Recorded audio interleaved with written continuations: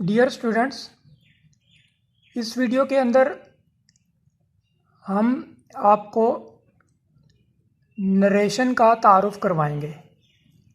हम ये समझने की कोशिश करेंगे, आपको माइंड में ये बात डालने की कोशिश करेंगे, आपको ये समझाने की कोशिश करेंगे कि इंग्लिश ग्रामर के अंदर नरेशन क्या होता है। तो इस वीडियो में हम नरेशन का सिर्फ आपको तारुफ देंगे ताकि आपको इसका सही कंसेप्ट समझ में आए और फिर इसी टॉपिक को लेकर हम आगे भी चलेंगे।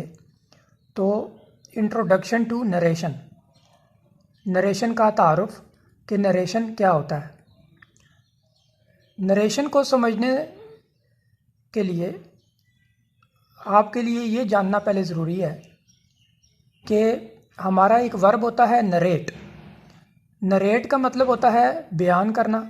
आप कोई स्टोरी नरेट करते हैं, किसी बात को नरेट करते हैं, तो आप नरेट का वर्ब यूज़ कर सकते हैं। तो इसका मतलब होता है नरेट, ये एक वर्ब है जिसका मतलब होता है बयान करना।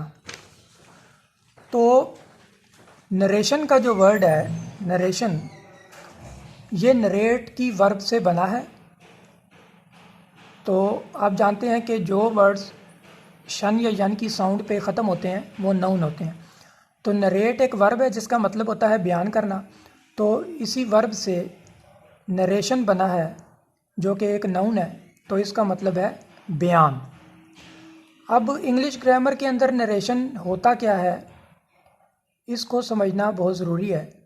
ये बहुत ही एक ट्रिकी सा टॉपिक होता है इंग्लिश का, और पहले नरेशन का कंसेप्ट अगर क्लियर नहीं होगा तो फिर आप उस टॉपिक को अच्छी तरह समझ नहीं सकते। नरेशन क्या होता है? What is narration? Narration is the process of conveying the messages और words of someone to others. क्या मतलब इसका? इसका मतलब ये कि जब आप किसी की कही हुई बात को आगे दूसरों तक कम्युनिकेट करते हैं, किसी की कही हुई बात दूसरों तक पहुंचाते हैं, किसी की कही हुई बात आगे किसी दूसरे को, किसी दूसरे शख्स को बताते हैं, या किसी का मैसेज है आप उसको आगे कन्वे करते हैं। किसी का कोई मैसेज है, किसी की कोई बात है, आप आगे दूसरों को बता देते हैं, आप आगे दूसरों को कम्युनिकेट कर देते हैं। तो जिस प्रोसेस से आप गुज़रते हैं, किसी की बात को अगर आपने दूसरे तक पहुंचाना है तो उस प्रोसेस को नरेशन कहते हैं। तो यानी कि आसान उर्दू में आप ये कह सकते हैं कि किसी की कही गई बात या किसी के पैगाम को आगे किसी दूसरे तक पहुंचाने का अमल नरेशन कहलाता है।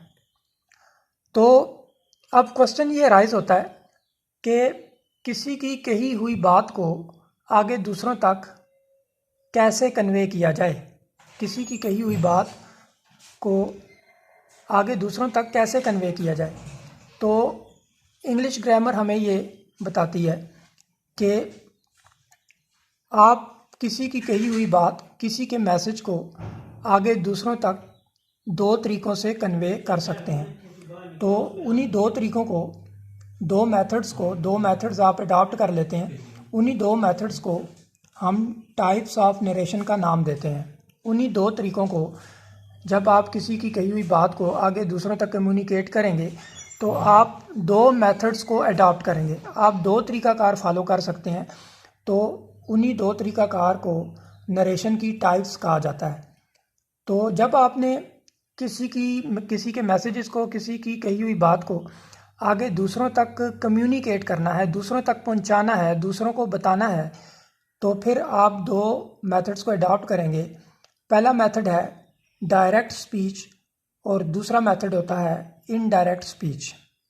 जब आपने किसी की कही हुई बात को या कोई भी जब किसी दूसरे के मैसेज को, दूसरे की बात को आगे किसी दूसरे को बताता है तो वो दो में से कोई मेथड अडॉप्ट करता है। या तो डायरेक्ट स्पीच का मेथड अडॉप्ट करता है या इनडायरेक्ट स्पीच का मेथड अडॉप्ट करता है।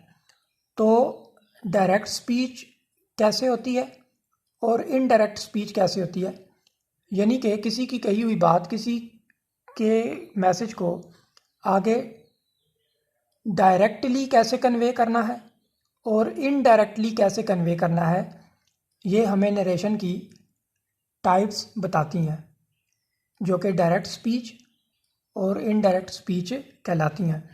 तो हम डायरेक्ट स्पीच और इनडायरेक्ट स्पीच, इन दो टाइप्स को, जो कि नरेशन की टाइप्स हैं, इनको हम आगे लेके चलेंगे। तो इस वीडियो में हमने सिर्फ आपको इंट्रोडक्शन देना था ताकि आपको नरेशन का कंसेप्ट समझ में आए।